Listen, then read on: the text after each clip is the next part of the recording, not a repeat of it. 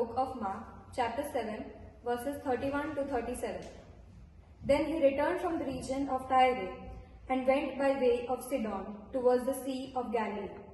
In the region of the Decapolis, they brought to him a deaf man who had an impediment in his speech, and they begged him to lay his hand on him.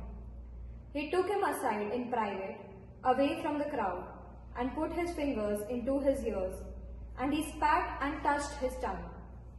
Then looking up to heaven, he sighed and said to him, Ephphatha, that is, be open. And immediately his ears were opened, his tongues were released, and he spoke plainly.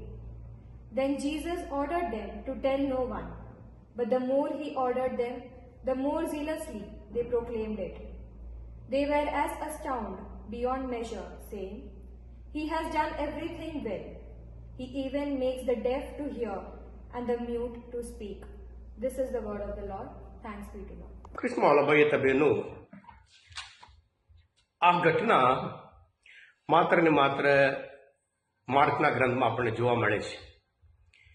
પ્રભુ ઈસુ સામાન્ય રીતે ચમત્કાર કરે, શબ્દ દ્વારા ચમત્કાર કરે કે સ્પર્શ દ્વારા ચમત્કાર કરે, પણ આજના શુભ સંદેશમાં પ્રભુ ઈસુ એક અલગ પ્રકારના કાર્ય કરે છે. વ્યક્તિને ટોળામાંથી અલગ લઈ જાય છે. એક વ્યક્તિની જે ખામી હોય એ બાબતમાં કશું કરી એને દુઃખ લાગે, એને વેદના લાગે, એટલે પ્રભુ ઈસુ એને અલગ લઈ જાય છે અને પછી એના કાનમાં આંગળીઓ ઘાલે છે અને તૂંગીને એના જીભને સ્પર્શ કરે છે અને તે સાંભળતા થઈ જાય અને સાથે સાથે બોલવા લાગે છે. હા કૃષ્ણવાલા ભાઈ હતા બહેનો, અને પ્રભુના આ કાર્ય જોઈ લોકોને નવાઈ અને બધા એટલા વખાણ કરે, એમણે તો બહેરાને સાંભળતા કર્યા છે અને મૂંગાને બોલતા કરે છે એમ કરીને. પણ આપણે તો જાણીએ છીએ યશાયાના ગ્રંથમાં 35મો અધ્યાયમાં 5મી કલમમાં જ્યારે મસીહ આવશે એમની વિશે વાત કરે છે.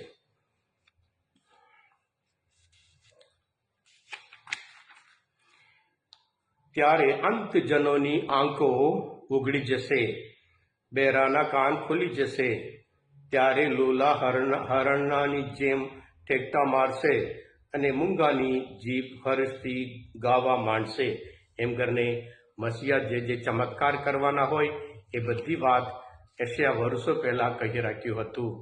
કૃષ્ણવાલા બહેનો, આજના આ ઝડપી દુનિયામાં લોકોને બીજાનું સાંભળવા તૈયાર સમય નથી. ઘણી વખત ઘરમાં પણ હોય એકબીજાનું સાંભળવા તૈયાર સમય ના હોય. આપણે બહેરા થઈ જઈએ છીએ, ભલે કાન છે પણ સાંભળવા તૈયાર નથી. ઘરમાં વડીલ હોય, સગા હોય, કે આપણે આ ઝડપી દુનિયામાં લોકોને સમય મળતો નથી. અને આપણે સગા હોય, મિત્ર હોય, જે પોતાના જે દુઃખ હોય, જે સંકટ હોય, જે સંઘર્ષ હોય, જે સમસ્યા હોય, એકલા એકલા રડતા હોય છે, કારણ કે કોઈ એમનું સાંભળવા તૈયાર નથી. કદાચ આપણા જીવન પણ આ હોઈ શકે. એટલે પ્રભુ તો એવો મહાન પ્રભુ છે, આપણા જીવન પણ એક અદ્ભુત કાર્ય કરી શકે છે. આપણે પણ બીજાનું દુઃખ સાંભળવા સમય કાઢીએ.